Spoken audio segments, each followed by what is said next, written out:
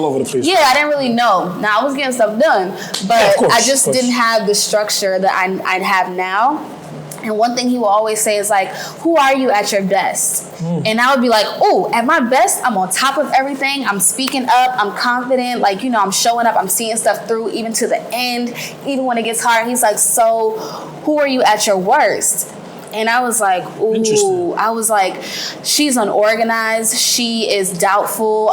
She gives up quickly. She listens to what everybody else has to say and values it above her. Like, I had to really get real. And so now that sense of self-awareness, I peep it in myself. And so when those parts of me that, when I'm at my worst or when I'm not feeling good come up, I address them. I love myself through them. I feel like I'm not an advocate for the pretend. Like, okay, yeah, pretend to the world maybe, but I don't have to put on a show.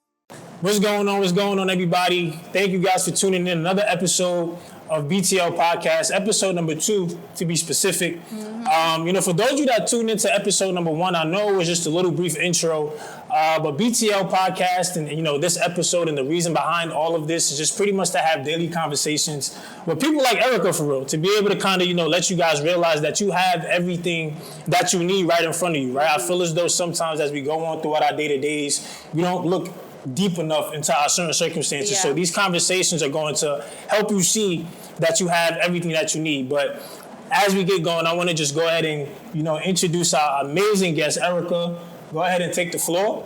Let them know a little bit about yourself and let's get into it. Yes. Hey, y'all. It's EK The Mogul. I am a public relations professional, a powerhouse speaker, and also a connector of all things, all people. So I'm always connecting people to opportunities, connecting people to themselves, and most of all to God, because that's my homie. So I'm super excited to be here. This is so dope, and I'm happy to be a guest here. So stay tuned because it's going to get real good. From Brooklyn, right? Yes. Brooklyn. How did I forget? Yes, we're both from Brooklyn. I'm from Brooklyn, but I was born in Inglewood, California. So I like to say that I have LA roots, but I'm a Brooklyn Rose, and New York has my heart all the way. That's tough. And funny story before we even get into the conversation and the topic.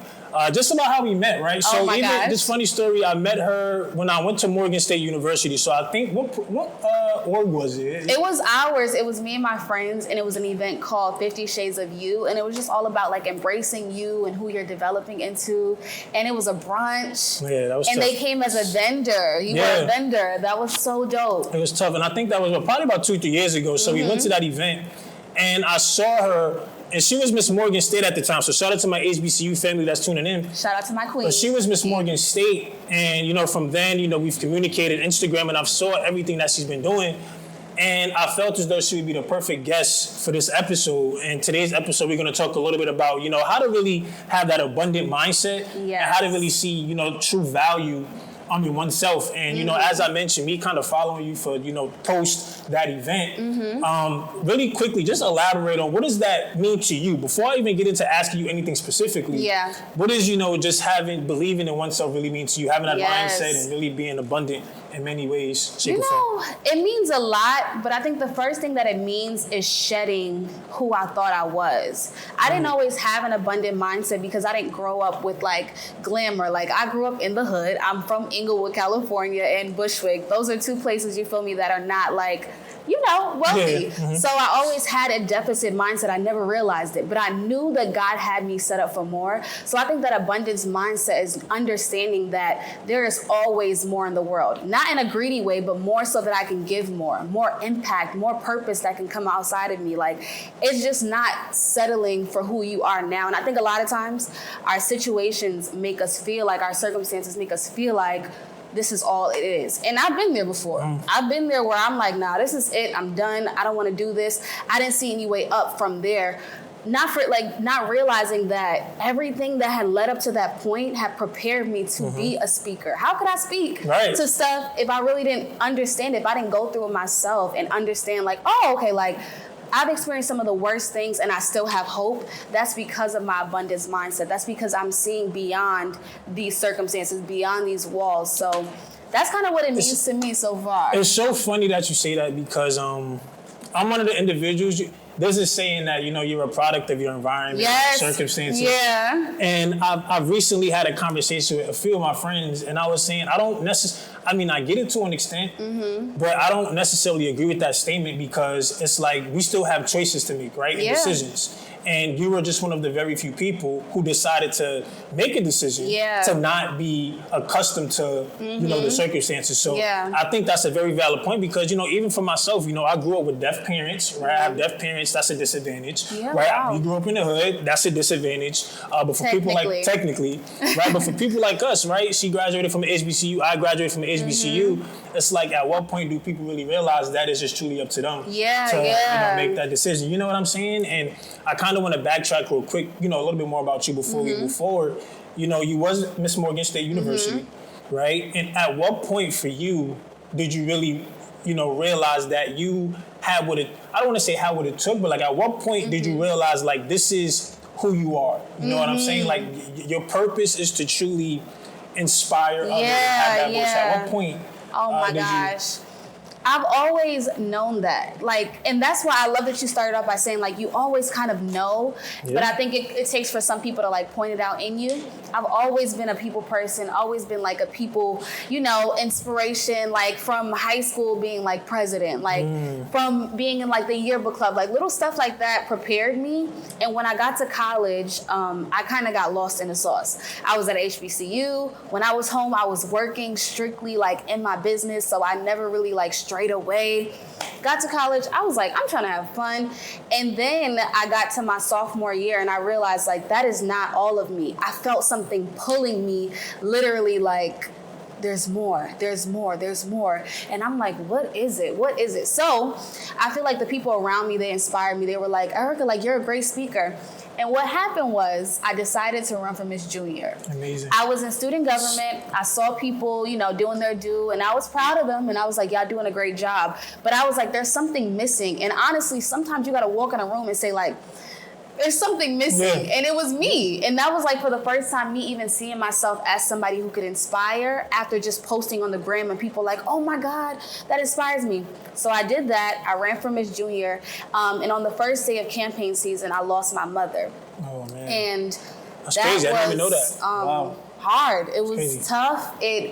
And it's crazy because I feel like God had prepared me for that moment, for me to realize your purpose is bigger than you. Your story is bigger than you. And my campaign before I had even lost my mom was blazed through. Wow. Basically blazing through any obstacles that are in your way because we're destined. As one way or another, God put me here. If I'm here for another 24 hours, clearly I'm destined, And so that was kind of that turning point where I realized it's either you settle short and try to please people and try to make sure that people understand you or just go for who you are. I don't care about your past. For me, I love to have fun. I got a Caribbean background, that was my vibe, but I was afraid to step into my speaking bag, I really could change people's whole mindset. I had to realize it. And so, in losing my mom, it was kind of all or nothing. My mom's life cannot be in vain. All that she taught me cannot be in vain. And so that was that turning point when I ran for Miss Junior. Wow. And then it was a whole nother story for running for Miss Morgan where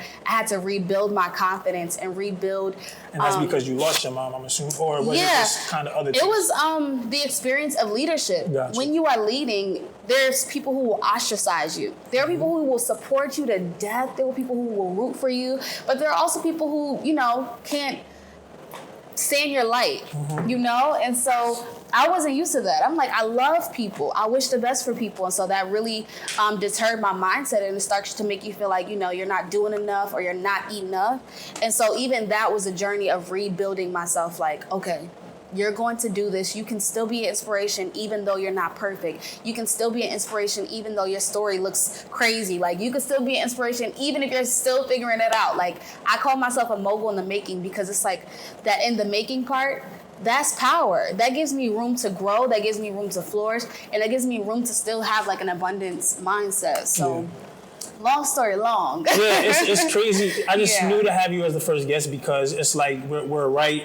Like you saying EK The Mogul, I was about to tap into that in just a second, but Oh wow, yeah. I didn't know, I didn't know that you lost your mom, so I didn't even, I had no idea. So that kind of alters the conversation just a little bit because I know as a woman, right, that can be very traumatic in many ways. So I didn't necessarily.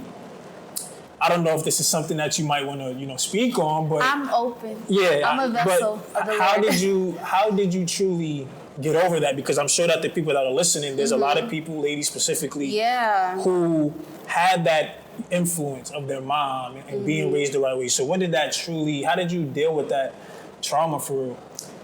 Whew.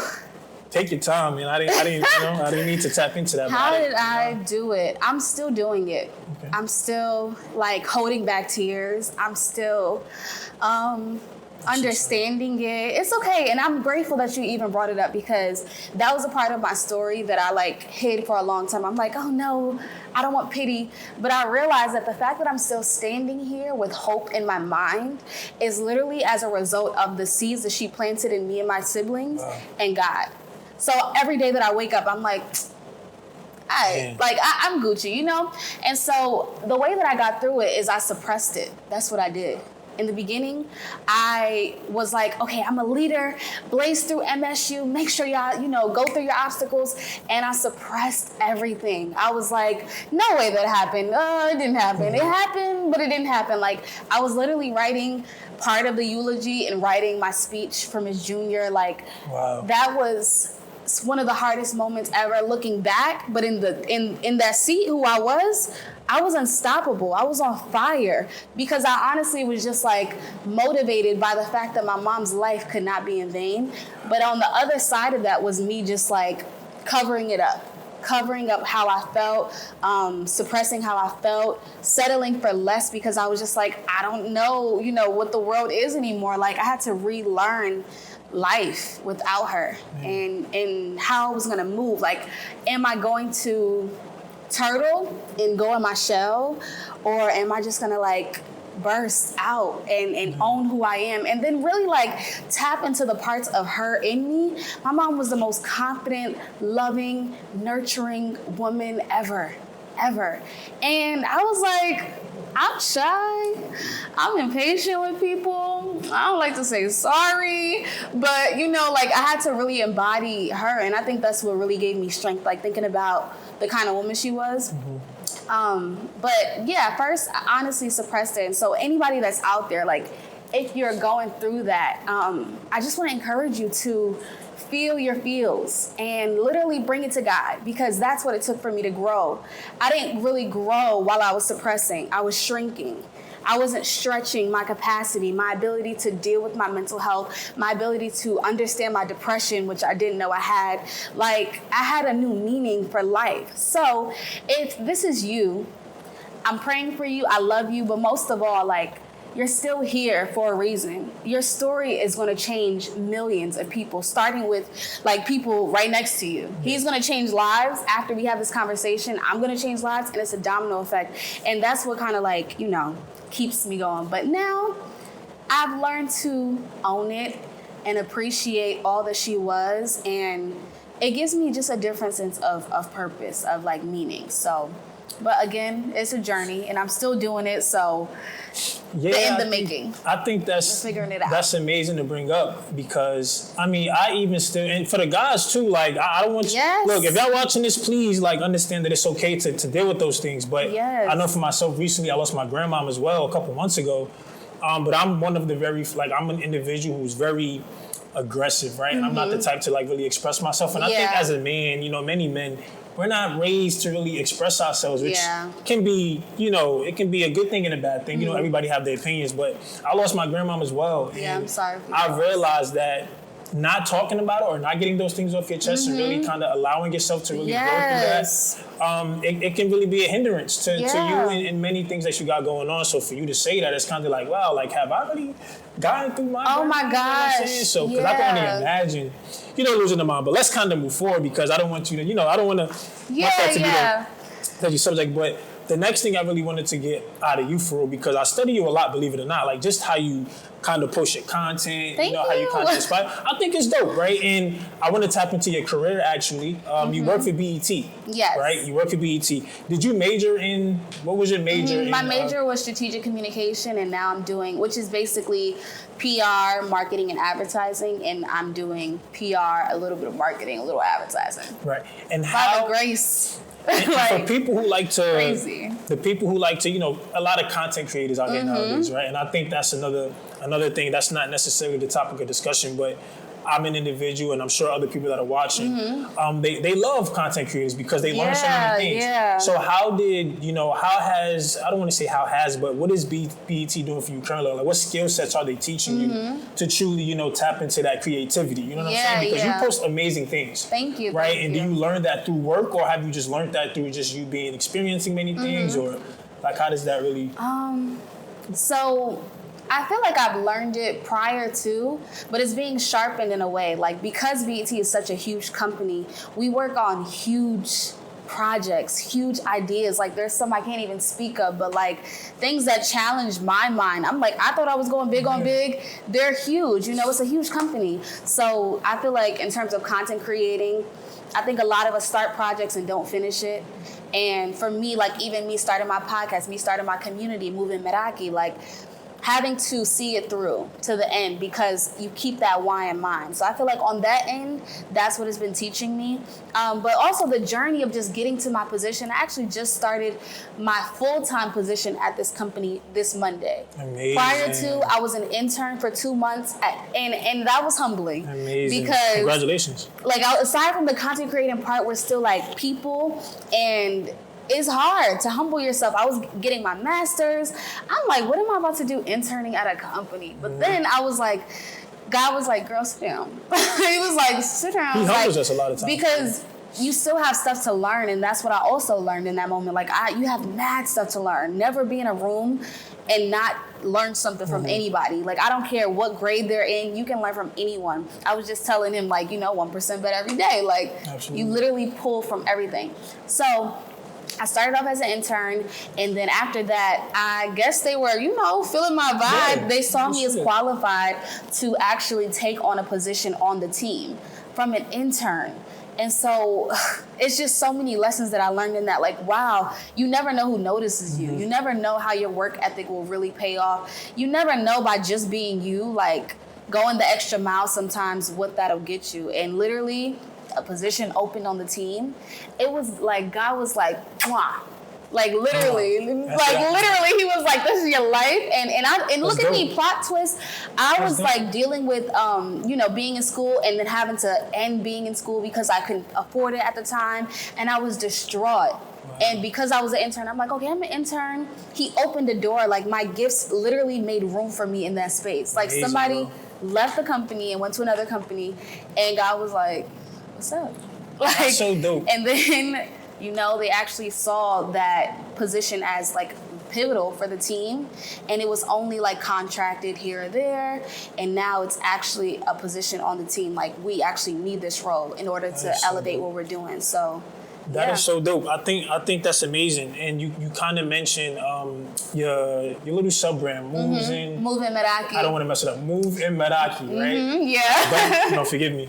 It's a Greek word. It's a Greek word. So what exactly is that? Elaborate on it a little bit, for sure. So Moving Meraki is a community of women, and basically our goal is to be 1% better every day, but together, like to do life together, to do it with grace, but also like grit. When you have those moments in your life where you're like pressing through, for sure, and like, this is my foot to the pedal, but then you have those moments where God sits you down. He's like, rest.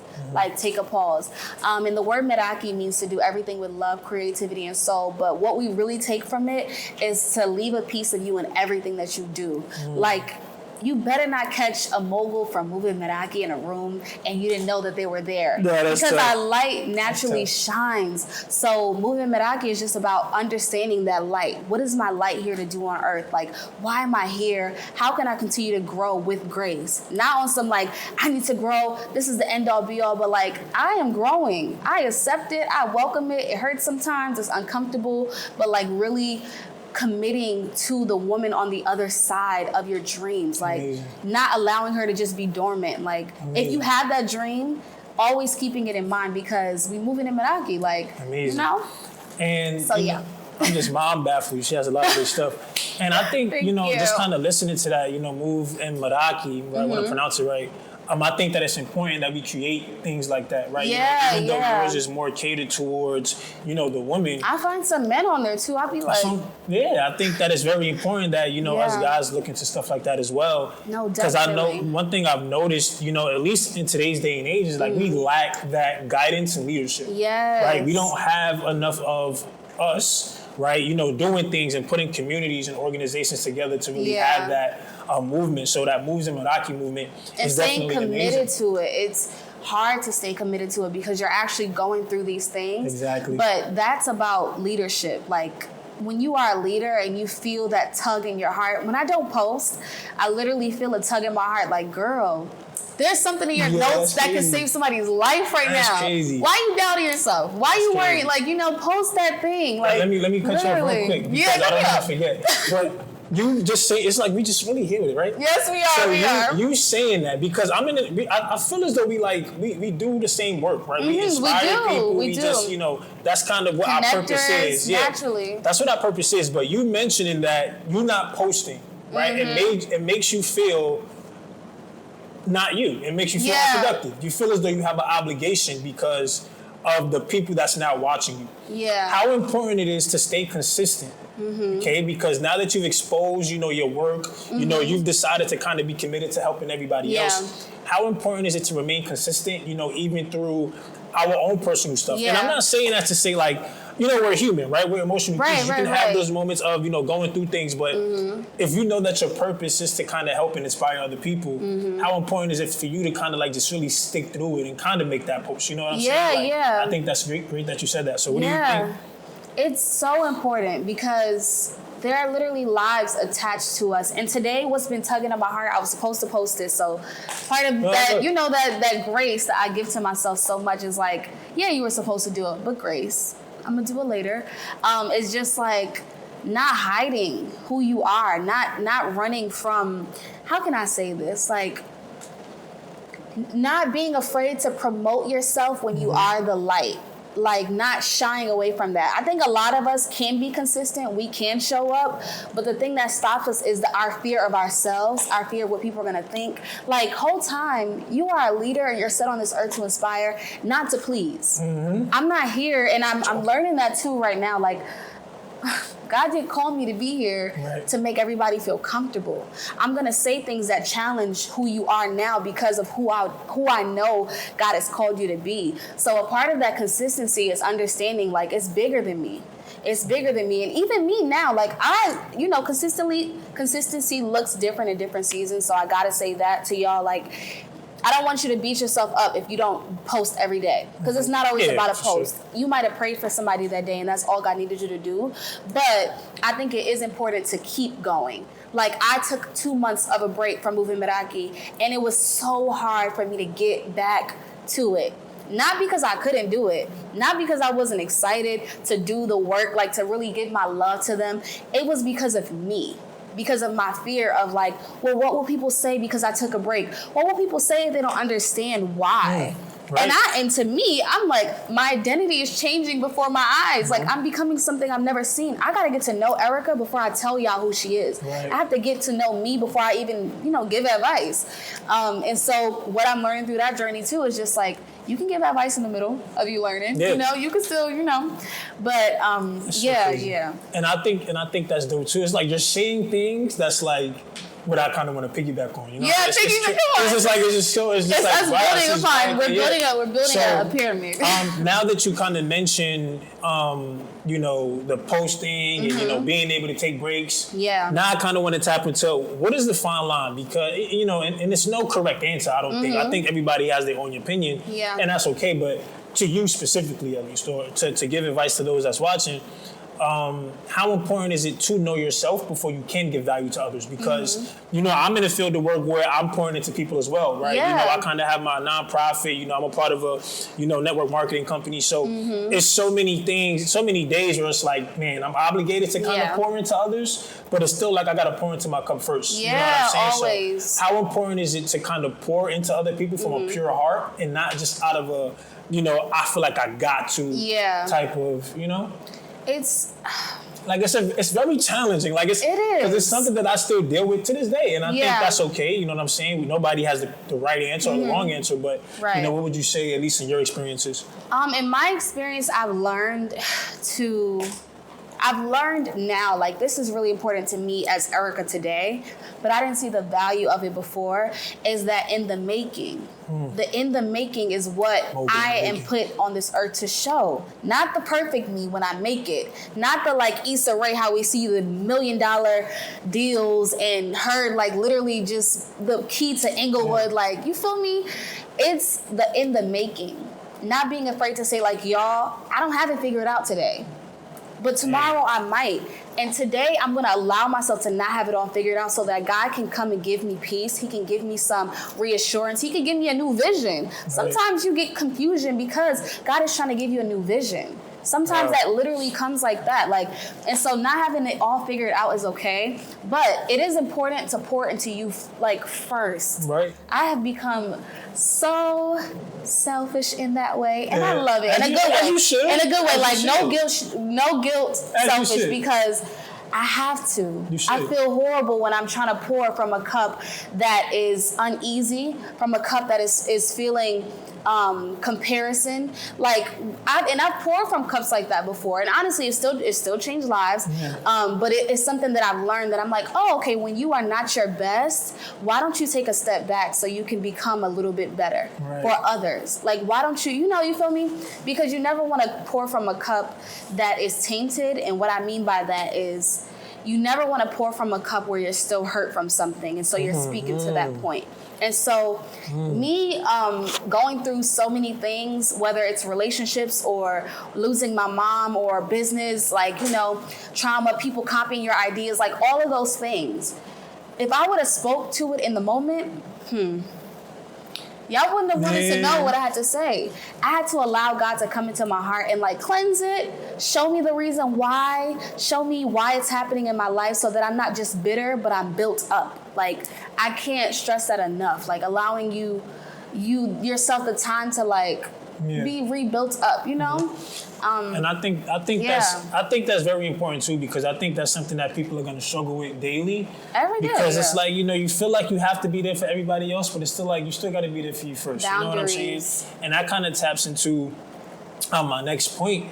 And to me, I'm an individual where it's like I'm very big on routine. You know what I'm saying? And I feel as though in order for me to be able to give that value to others, right? I kind of got to follow something that kind of allows me to bring out the best work of myself. And I think that's something that a lot of people don't have is like, they have their passion, they have what they're good at, but they're so mind-boggled, they're so all over the place because they don't have something that truly keeps them sane. If that makes sense. Grounded, right? So I think having that routine is definitely imperative. So what would you say to that? Like, do you have a specific, like, routine that you follow, right? That keeps you going, that pours into your cup so that way you can pour into everybody else? Yeah. And I was just thinking about that today because I was like, is there ever a day where you don't, like, listen to somebody speak? But I'm like, no, like, I want to be a speaker, like, and I want to be a preacher one day, like. That is amazing. And so, you have to. You have to. But I wasn't, I think I was always like that, but I fine-tuned it some more as I began to learn who I want to be. Like, even the other day, I was talking to my friend, and I was like, I don't think I'm inspired by the people I follow on Instagram anymore. I was like, you're just touching on. Let me unfollow them. Like, and no hard feelings. It's just I want to go on my feed and see people that make me feel more inspired to be myself, more inspired to tap into other ventures, and then those who are gonna make me be like, how you do that? Like, I need to step my game up on some, like, tap into another level of me. So yeah, but in terms of routine, one thing that I always do is feed my soul. Every day I have to feed my soul. Amazing. Whether that's treating myself to something, whether that's watching a sermon, you're always gonna hear Cousin Sarah. Shout out to my people who love Sarah Jakes Roberts. She's amazing. That's amazing. My girl. I love her. Her father, like all of these Steve and Chandler, like listening to Maverick City music, like feeling things that will fill my soul, because it's something to go out and have fun with your friends, which is like lit. I love it. But I need to be grounded, because it's not just motivation that's keeping me going. It's God, it's His grace, His guidance, but it's also my discipline. My ability to say like, okay, who do you want to be? You need to put her at the forefront, because and if you're going to put her at the forefront, you need to act like it. If you're going to say you're going to be more intentional in everything.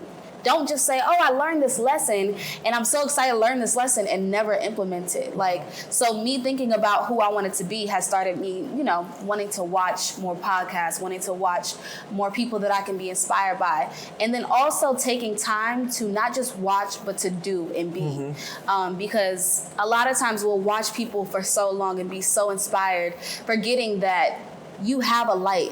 Not the same one, but you have a light, So those are some ways that I kind of like fill my cup up. It's just like watching sermons, listening to people, and then being around people that are dope too. Like my friends are so dope. Like I have some friends who teach me how to be more outgoing. Like that's soul care. Like when you're around people who make you feel like you should tap into a new level of you. And surpass all the doubt, the worries, the anxiety, and the stress that comes with tapping into a new you. That's different. And that's what I really, really love. It's just the people that keep me grounded around me. Amazing. No, I agree with that 1,000%. Like, I feel like we have so much in common that it's just crazy how the ideas and just the conversation is kind of, making so much sense. But I definitely agree with the kind of who you surround yourself with. Yes. I got arrested because he got a hitman to try to murder someone else, right? And my response to that was I don't really type long messages on Instagram and stuff like that, but I felt it in my heart. As you should. And my response to that was, I feel as though the youth right now is messed up. Because the parents these days are their phones and social media. Yeah. I feel like parents nowadays aren't present in their kids' life. I mean, they're there physically, but you're not present. So I feel you got kids out here, they 1 year old and they're getting big parties of 1,000 plus just to show on social media. Take them to Sesame Street. Or take them to, so it's like there's so many things that's wrong on social media. And to, my last point to that is, a lot of people say that when we post good deeds, that's clout chasing, right? So my thing was, I would rather people post good deeds and clout chase as opposed to post negativity. Yeah. Because that'll influence and inspire people. You see what I'm saying? So I get what you're saying. That is kind of like how you feel about that influence. You know what I mean? Yeah. Influence is crazy. I never understood how influential people could be. Yeah. But I think when you post good deeds, I think it depends on your intention. Because not everybody is clout chasing. Some people are literally just being them and showing like, this is why you should do it. Like me, I will always go back to my high school, middle school areas. Like, I cannot wait to give back, like, at any given point. And so if I post that and it inspires people, like we used to do like service Saturdays, we used to all be posting it. Not on some like, haha, we're doing service, but like on some like, this is who we are. We take pride in serving other people, because not everybody's like that or knows that service and having that servant mindset is like, it's dope. Is what we should be. We know we pay rent on earth, literally. Facts. Like service is the rent we pay on earth. Being able to serve others. It's a quote. So I forgot who it is, but it wasn't me. I like that. No, but service is literally the rent we pay on earth. So giving back to others what you wish you had, what you do have, like, that's dope, but I would rather see that good stuff, than people like reposting like baby mama and baby daddy drama. Like, I'm never for that. So let's kind of tap back into, well, this is just something I'm thinking about, but let's kind of get back to like really, the mindset and the abundance, right? I think, how do you truly develop? So as a kid, I'm not really sure about your upbringing. I don't got to talk too much about it, but as an individual who is influenced by social media and, a bad circle, a bad environment, how can you develop that, right? Because it's so hard to see things and talk to people and be around stuff and kind of want to do all of this positivity when you're listening to bad music or when you're seeing negative. So like, how do you develop that, or how have you developed that, I should say? Yeah. More specifically being a woman. So right now, I do want to cater to the women right now. I mean, of course, fellas, you can still listen in, but to them, right? Because I know our women are amazing, right? I'm saying, so they deal with these things. They're a lot more emotional. So how did you truly become that? How did you develop that mindset of that woman's, even throughout everything? One day at a time, honestly. I love it. It's just one day at a time, right? I had to take it one day at a time, because if I didn't, like, my dreams would scare me. Who I wanted to be would scare me in comparison to who I was. And there were some times where I couldn't believe, I literally just posted my testimony on Instagram and I was like, I don't want to do this. Yeah. But I was saying, like, there was a time where I doubted every single thing that I said. Like, wow. I know people watching me would never believe that, but I literally was just so doubtful, so worrisome, just so like, no way you're good. You can't speak and inspire. Like, my negative self-talk was crazy. Wow. And I realized why. It was everything around me, everything to do with who I surrounded myself with, the people I allowed in my life, the way I treated myself. Like, it was so many things. And so the first step to even deciding to adapt, I call it mind morphing. To morph is to gradually change over time. So a picture can be a cat and then soon it'll be a dog. Like, literally, I like that. Mind morphing. So gradually, understanding that this is not a one-day process. You have to shed stuff. You cannot just open your arms and be like receiving all the blessings. If your hands are full, you cannot carry anything else. If your hands are full with people who are negative, if your hands are full with people who doubt you, if your hands are full with you who doubts you, you who doesn't value you, you cannot open your mind to even see the possibilities of greatness on the other side, of being more impactful. Like, you literally can't. And so let me tap into that. The shedding part. Go ahead. It starts with, one, the mask that you're wearing. A lot of us wear a mask. Yeah, what is going on? Like, I was really... That's my dog now. Like, what is happening, bro? Like, that was literally my next question. I promise you. You're going to hear it. You have to shed the mask. I wore a mask, and I didn't even realize it. It was passed down. And a lot of us, our black mothers pass it down, our white mothers pass it down, whatever you may call it, but I'm black. And our mothers passed down that mask of, like, I got it all together. I'm a superwoman. I got this. And that comes with no room for emotions, no room for being an actual human who is going through something, who doesn't know how to navigate it. Like, it doesn't leave room for mental health. It doesn't leave room for therapy. It literally leaves room for you to just be who you are. Amazing. If you are going to have a new mindset, you have to shed your current one. You have to shed everything you thought was correct. There were so many things I thought I should, like, settle for. I should let rock. Oh, no, they just said that. It was no big deal. No. When you get serious about your life and who you want to be, everything matters. Every person around you matters. Every piece of energy matters. Like, you can't just be moving like you feel me? You can't move any kind of way. So that mask that you're wearing has to be shed. You have to see yourself as a human worthy of love, worthy of another chance, because you're gonna grow. I had to give myself so many chances. I literally will tell you guys that it was March 2020, and I was in my house. The pandemic hit.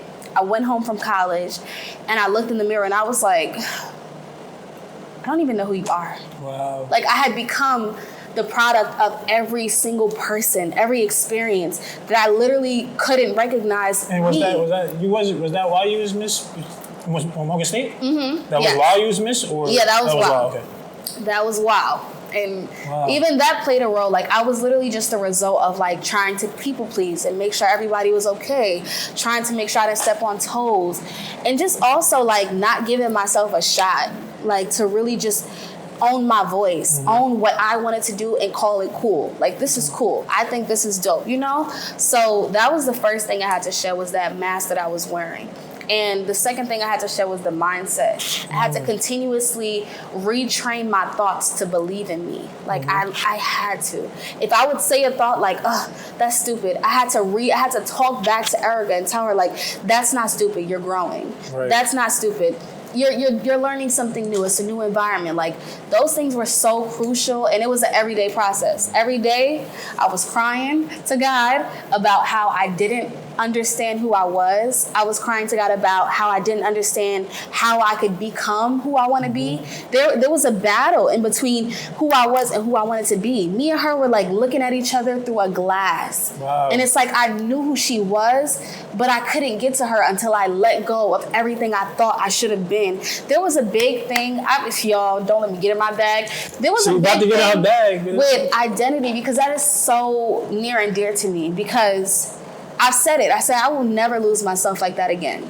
And that is a bold statement, because people will say, well, it's life. You will do it again. I will not, by the grace of God, because God will show me my identity. He had to show me like, hey, I get that you were people pleasing. I get that you become a product of this, but I called you for more. So despite how many mistakes you've made, I still called you. I still called you to inspire the masses. I still call you EK the Mogul, even when you're crying, sitting down in the corner, don't know who you are. So that right there was a game changer. Like him stepping into the atmosphere and changing me, because I couldn't even see myself worthy of being changed. Wow. That's different. That's like, deep, man. I mean, I hear a lot of growth for her, and I think that's important. And just kind of hearing you speak, that makes me think about our ability to unlearn. Yes. Right? You know, so possible. And I feel like it's imperative to growth to be able to unlearn what you're used to. You know what I'm saying? Whether it be leadership, whether it be entrepreneurship, whether it be whatever it is that you got going on. We have to start realizing that, you know, we don't always have the correct answers. And some of the things that we were used to is not the way to go. Yeah, you know they what I'm don't saying? serve us And sometimes anymore. you got to just adapt to certain situations. So I think that that's important. And my next thing for you is the mask, right? It's really crazy, because I didn't necessarily say this, but there was this, we're going to get, you know, I'm going to go to social media right here, but there was this reel, right? Influence, right? There was this reel that I saw by Rihanna, right? You probably saw it, I don't know. Oh, yeah. You saw it, right? Tell me. Where she was talking about, the interviewer had asked her, and I specifically wanted to talk to you about this, because it was just a perfect, it's so many different conversations that we can have because of this, but the interviewer asked her, I might not remember verbatim, so if you remember, but something like, what happens if you're going through it or whatever? Like, what do you do? And Rihanna, you know, who's a billionaire, by the way, said, you know, you fake it, you wear a mask. Yeah. Right? Or something like that. Pretend. So now, here's my thing. Why would I want to cry myself to So here's my thing, because I agree with the don't wear a mask, right? And kind of express your feelings and talk about these things. But I also kind of agree that, you know, I guess it depends on the extent, but I also agree that sometimes it's like people truly don't care. And sometimes people do look for that sympathy, which is okay, but it's like, at what point, like, how do you kind of differentiate the two? Because I want you to wear a mask and kind of keep pushing, because you got to understand that having faith doesn't mean that you can't experience things. Right? It just means that, you know, you're able to, the ability to push through certain things. So that's how I took the mask. I took the mask like, you just have faith. I understand that right now I may not be feeling how I'm supposed to be feeling emotionally, but I also do want that sympathy, you know what I mean? So like, what is your take on that? Because it's Rihanna, right? It's Rihanna. I love Rihanna. She's not a topic of discussion, but just what she said is, right? And I really, really looked at it. I'm like, wow, like I took that two different ways. So what do you think? Because I do think you should have a mask, but at the same time, it's like, you know, I got faith, and I believe that people don't really care. You know, nobody's gonna help me but me. And I can't always show when I'm at my weakest. It's good too, but sometimes it's the time and place, right? You can't always do it. So what do you think? Because I know a lot of people look up to her, right? And I think that's a very big statement for somebody who's in her position to say, because obviously she has money, but it's not all about money, right? People are human. So what do you think about that? Ooh, that's a good one. Yeah, it was very, I was very excited to bring that up. And it's just so crazy how you said mask right before. It's crazy. So with that, I think faith is definitely like things that you can't see, but you know that they will be type vibe. But It's like it's so tricky, right? I think it's tricky. You know what? That's why we have duality. That's one thing I celebrate in my community is duality, like understanding the grace and the grit, like understanding like when to put the pressure on you and when to take it off.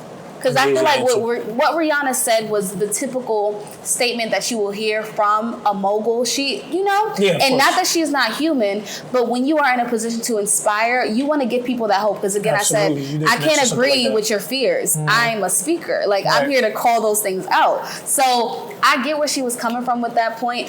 But me personally, I've learned that the more that you pretend and run from things, you become those things even more. If you don't address them, you literally suppress them, and they're still a part of you. They were like, your bars is like, look, y'all, one day y'all don't even know. One day I'm gonna be a rapper. Yeah, like, my favorite rappers are 50 and Wayne, and but anyways, but yeah. So if you don't, address those things, and they'll literally keep coming up in different ways. So I'm at a stage where I'm not pretending with nobody. If I need to take a step back, I'm taking a step back. Like even at work, I think we're learning to like keep it a buck. Like I'm not good, but I'm pushing through.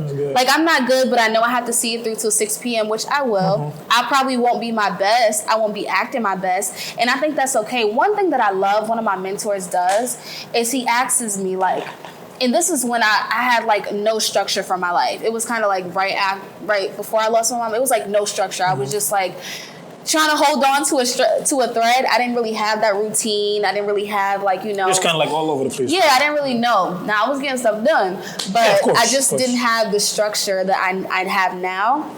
And one thing he will always say is like, who are you at your best? And I would be like, oh, at my best, I'm on top of everything. I'm speaking up. I'm confident. Like, I'm showing up. I'm seeing stuff through even to the end, even when it gets hard. He's like, so who are you at your worst? And I was like, ooh, I was like, she's unorganized. She is doubtful. She gives up quickly. She listens to what everybody else has to say and values it above her. Like, I had to really get real.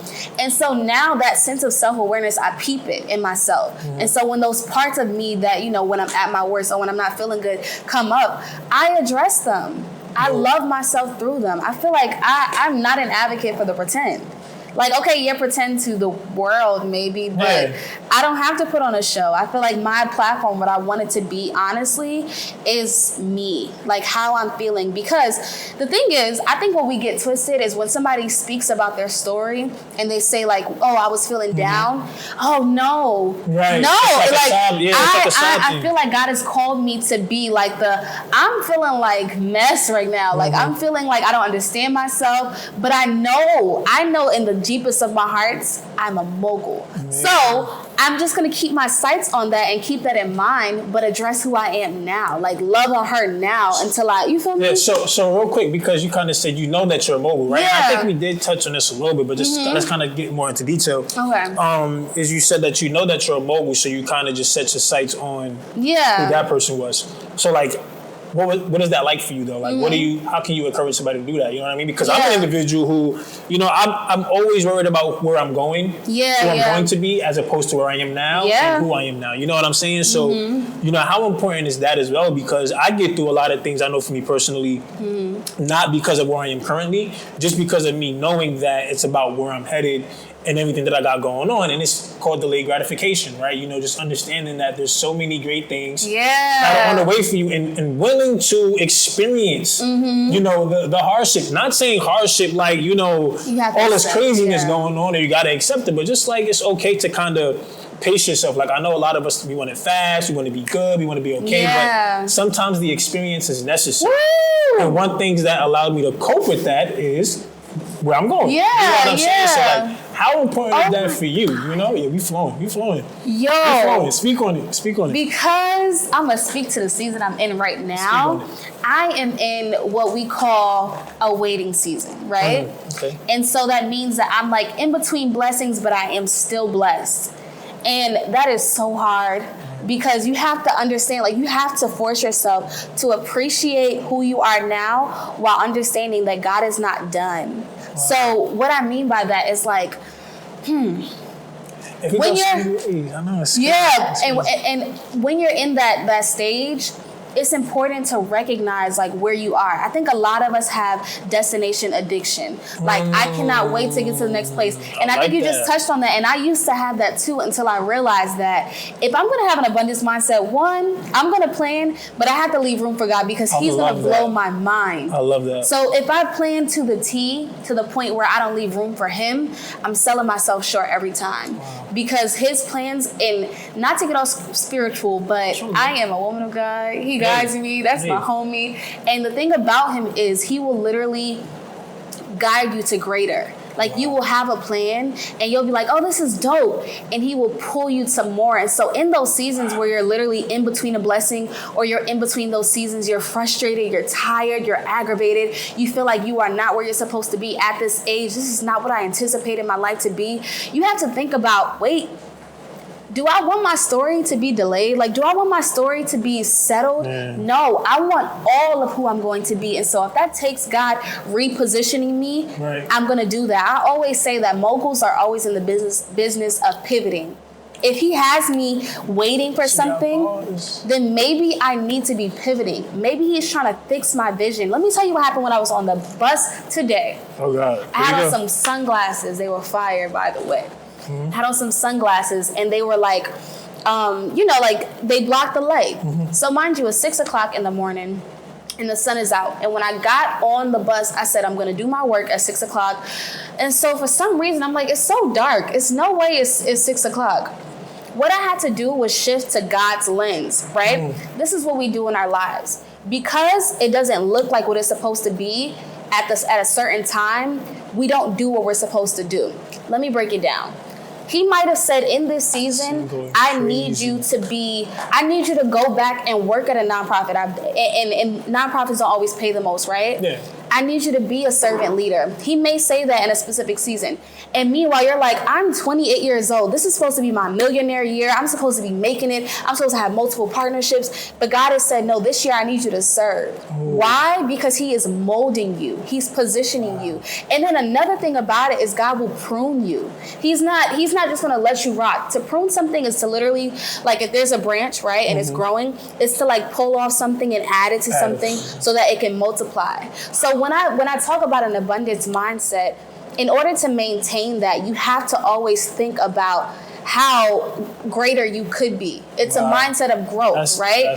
You're never settling. So even in those seasons where it's tough, even in those seasons where you're frustrated with where you are, your timeline is messed up. Y'all, there are several of my timelines messed up right now. I don't even know how I can speak to it, but several. Like I swore that something was going to be released in January on my birthday. It's February, a month later. But I realized, I said, wait, if I'm going to make room for abundance, for a bigger plan than what I could have ever imagined, then that means that there's something more that needs to happen in me. If I'm going to lead this thing, I need to be the best me. So if I need to be molded a little bit more, copy. If something's in me that needs to come out, copy. If I need to be prepared for the chaos that's going to come with the next level, copy. Because I don't want to get to a blessing and fumble the bag. That's just not my vibe anymore. Like you got a peep game about how valuable you are and how valuable your growth is, and say, you know what? It's worth the sacrifice of the now for the then. And that's crazy. And we're gonna wrap this up soon, but I think that's crazy because one thing that I always say to a lot of people is, oftentimes we have this thing of, God, I want this, I want this, I want this. And this is not to get spiritual, but God, I want this, I want this, I want this, and I want it now, right?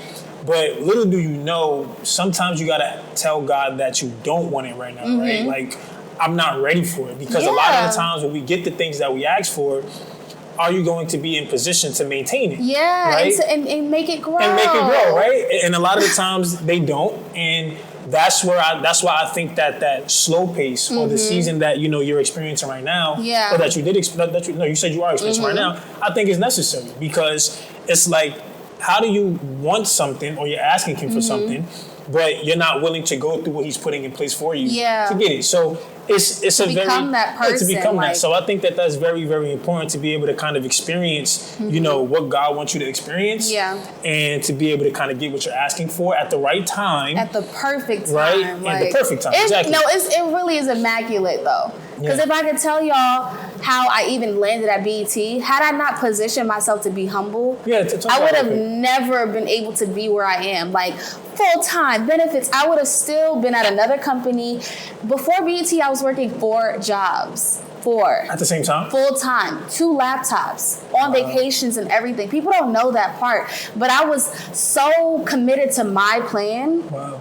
That I didn't understand that I didn't have to settle for 4 jobs. I literally was working at a nonprofit, 40 hours.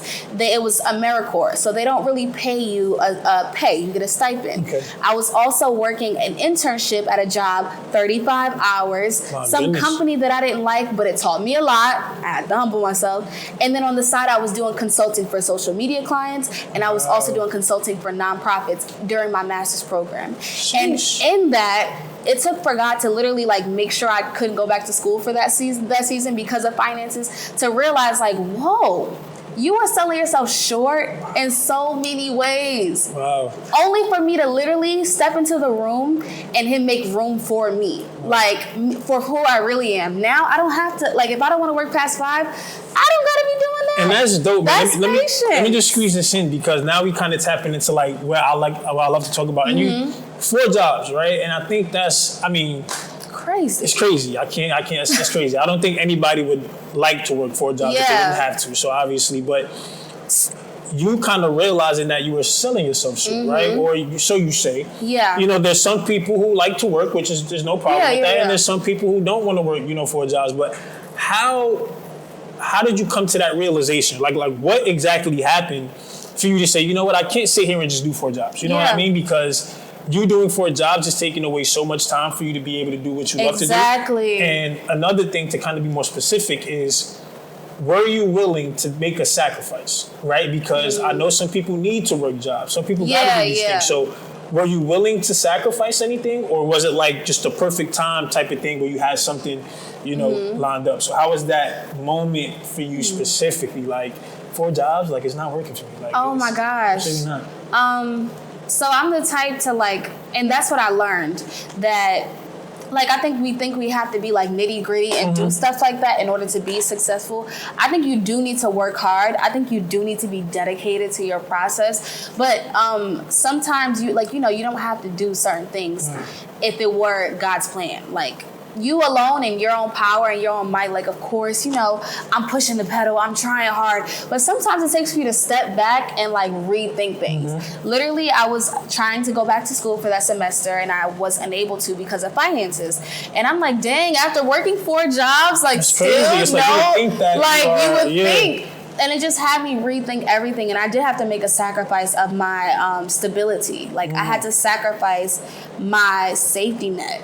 I worked those jobs not because I needed all 4, really just because I was like, get into it. That's the part of living out of deficit.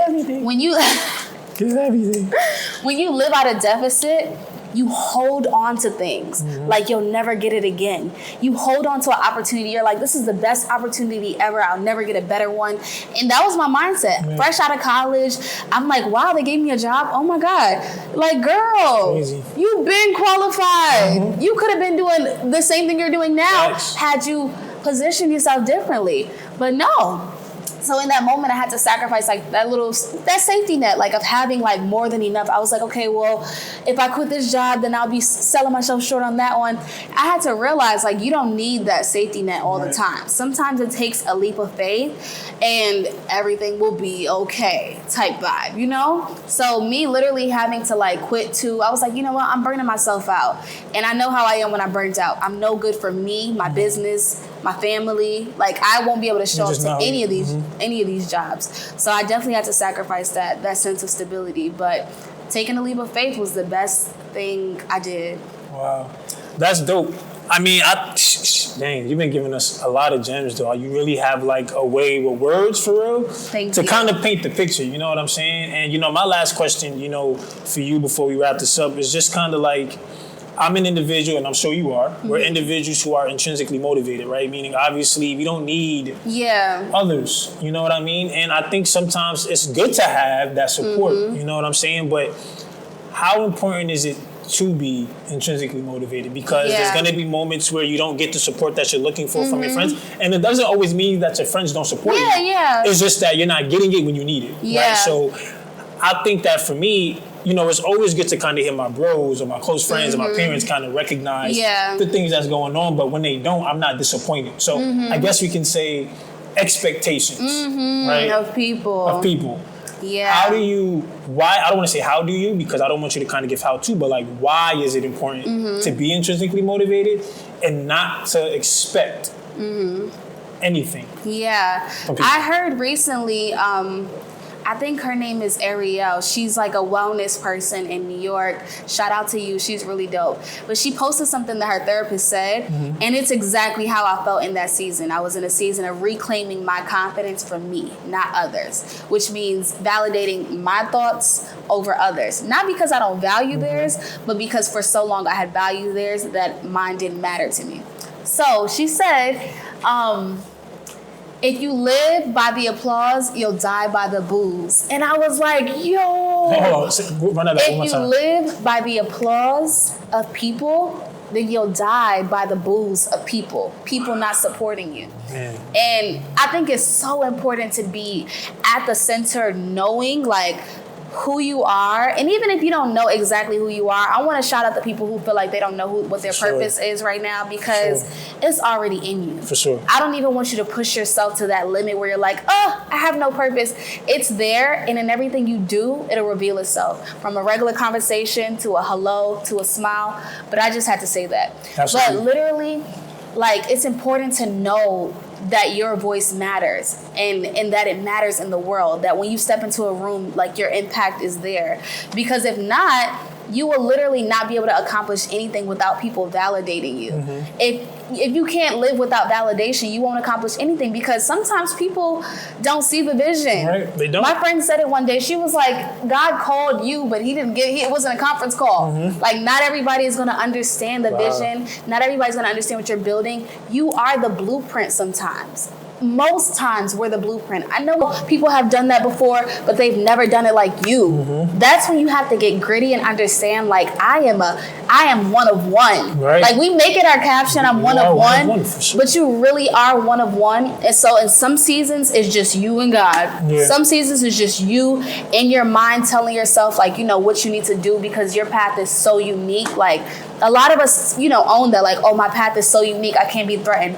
But it doesn't take it doesn't take into account, like, you have to really become self-aware. You have to really build into yourself. You have to really tap into your strengths and own them, so that when a weakness or people come at you, you don't believe everything they say. Like, everything doesn't stick on you when they throw it.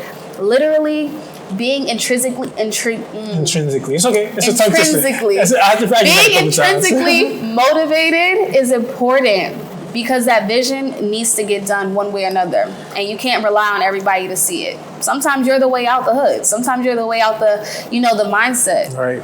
Everybody's not going to see it. Nah, I mean, well, Erica kind of gave a lot of gems today, man. I can't even begin to explain how appreciative. Thank you. I ain't even for killing this. But before we get out of here, any social media? Follow you, go ahead and, let them know. How can they stay in contact with you? So, again, it's your girl, EK The Mogul, but you can call me Erica. I am a speaker, a lover of all people, a connector. And most of all, make sure you stay connected with me on Instagram at EK The Mogul. And also follow my community, men and women. Look, all the content applies. We post motivational posts, audacious, action-based advice. So make sure you follow us at Move in Meraki, and I believe that it'll be on the screen somewhere. Sure will. But yeah, stay in touch with me, and if you ever need a prayer, if you need some motivation advice, I'm here. But make sure you stay tapped into the BTL podcast, because this is just the beginning, okay? Oh yeah, we just getting started, man. Just the beginning. If y'all like this episode, please feel free to subscribe, right? Download on the Apple Podcasts, Spotify, Google Podcasts, all streaming platforms. Appreciate you again for coming on, Superstar. Got you.